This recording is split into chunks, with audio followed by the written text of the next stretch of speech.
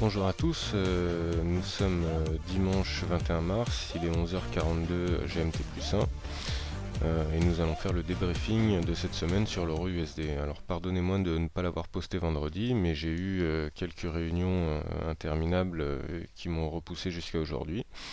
Voilà. Alors, ce qu'on peut remarquer déjà, un premier coup d'œil en graphique de 4 heures, c'est que le cours n'a pas été supporté par le monthly pivot.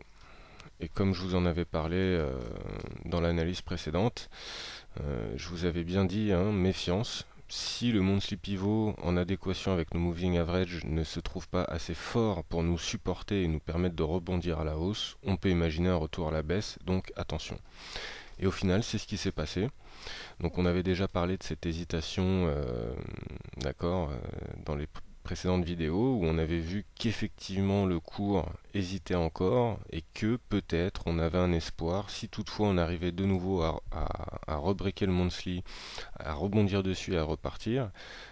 Mais je vous avais dit méfiance, si on n'arrive pas à être correctement supporté par le monthly pivot, on risque un retour à la baisse. Donc c'est ce qui s'est passé.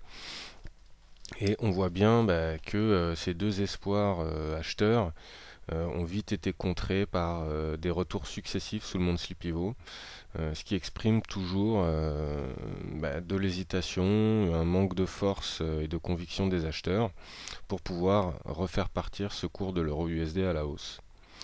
Euh, donc c'est pour ça que je vous avais dit méfiance, tant que le monthly pivot n'est pas assez fort pour nous empêcher de repartir à la baisse.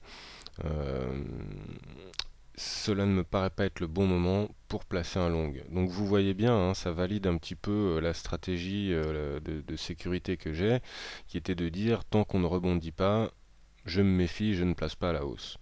Et on peut voir que j'ai bien fait, puisque effectivement on a recassé à la baisse, et là on ne sait pas jusqu'où ça va aller, hein.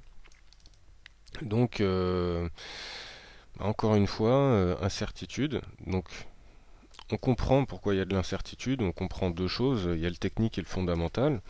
Donc le fondamental, je pense que vous le connaissez, hein, c'est ce qui se passe en ce moment avec la Grèce, dans l'Europe, etc., etc.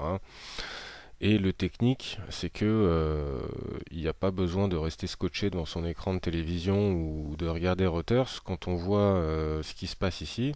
Hein, on est des traders, on comprend les émotions du marché, on est capable de savoir qu'il se passe quelque chose.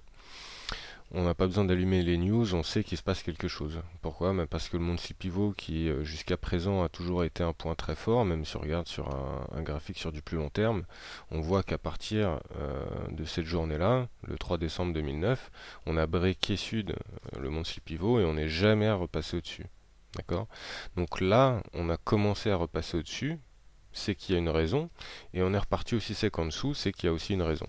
Et ça, il n'y a pas besoin d'allumer les news pour se rendre compte qu'il se passe quelque chose dans le monde quand on voit ce type de graphique. Voilà, donc si on regarde sur une heure, il y avait certainement pour certains d'entre vous des trades à placer, ce qui n'était pas mon cas, puisque en vue de ma stratégie, je n'ai eu aucun signal ni d'achat ni de vente. Ce que j'aurais pu faire mais que je n'ai pas fait, c'est placer un short, encore une fois, en repassant sous ma moving average 401. J'aurais pu le faire parce qu'on a bien vu depuis le début l'importance de cette moving average 401. On a bien vu que je m'en suis servi pour placer deux trades successifs. Je m'en étais servi aussi pour examiner un petit peu le potentiel du cours à la hausse, mais je n'étais pas rentré puisqu'on avait toujours ce pivot qui gênait, hein, ce monthly pivot.